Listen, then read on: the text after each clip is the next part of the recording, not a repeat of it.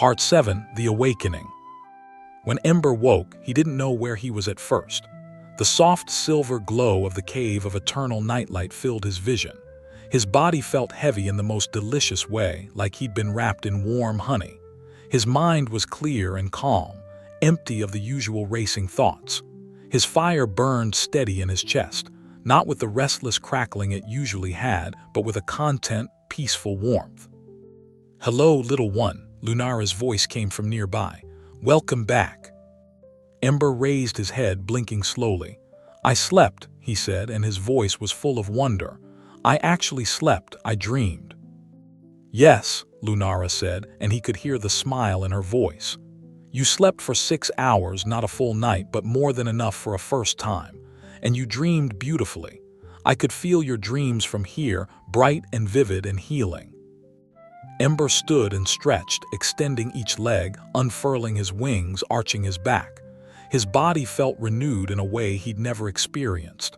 "How long was I gone? How many days was my journey?" 5 days and nights, Lunara said. "Though time moves strangely in dreams and in learning, you have grown more in these 5 days than some creatures grow in years." 5 days. Ember thought of everything he'd learned, the slow breathing from Aurelius, the understanding of rhythm from Luna and the fireflies, the mindfulness and letting go from Zephyr, and finally, the trust and surrender from Lunara herself.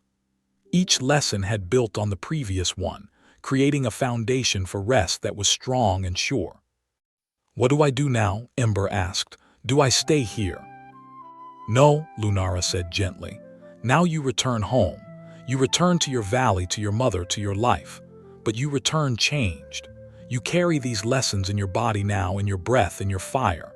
You have learned that sleep is not something separate from waking life. It's part of the natural rhythm of existence. And more than that, you've learned that you are worthy of rest, that rest is not weakness but wisdom." She drifted closer and touched her translucent snout to his. "Some nights you will sleep easily. Some nights it will still be difficult. That's natural. Sleep, like all things, has its rhythms, its easier times and harder times. But now you have tools, understanding, and most importantly, you have removed the fear and shame around sleeplessness. You know now that even if you don't sleep, you can rest. Even if you struggle, you are not broken. You are simply a being learning to live in harmony with your own nature." Ember felt tears prick at his eyes, tears of gratitude, of relief, of overwhelming appreciation for all he'd been given. "Thank you," he whispered. "Thank you for teaching me." "Thank you for being willing to learn," Lunara replied. "Many beings struggle with sleep, with rest, with the inability to quiet their minds. But few are brave enough to seek answers, to admit vulnerability, to ask for help. Your journey will inspire others who struggle as you did." With Lunara's blessing, Ember spread his wings and flew from the cave of eternal nightlight. The journey home felt different than the journey out had been. Then he'd been seeking something desperately, driven by frustration and fear. Now he was carrying something precious: wisdom, tools, and most of all, self-compassion. He flew over the mountains and they looked different to his rested eyes. The way the light caught on the stone faces, the patterns of shadow and illumination, the birds riding the thermal currents. Everything seemed more vivid, more present, more beautiful.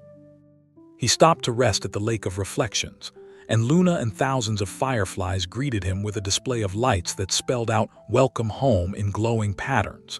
He visited the Forest of Whispering Leaves, where Aurelius rumbled with satisfaction at seeing the young dragon so changed. "You have learned well," the old turtle said. "Now comes the practice, using these tools not once, but again and again, making them habits, making them part of who you are." He climbed to the Wind Monastery, where Zephyr and the mountain goats rang bells in celebration. "The journey of awakening is just beginning," Zephyr said. "Sleep was your doorway, but the path of mindfulness and presence extends into every moment of life. Walk it with patience and dedication." Finally, as the twilight deepened toward what passed for evening, Ember returned to the Valley of Endless Twilight. As he glided over the familiar mountains, he saw dragons emerging from their dens for the evening gathering. His mother was among them, and when she spotted him, her face lit up with joy. Ember landed beside her and she nuzzled him with her great snout, rumbling with happiness. "My little Ember," she said, "you've come home." "I have," he said, "and I have so much to tell you, but first," he yawned, a huge, jaw-cracking yawn that sent a shower of gentle golden sparks drifting upward. "I think I need to rest." Orlia laughed, the sound like warm thunder. "Then rest, my dear one. Rest and know that I am here, that you are safe, that you are home."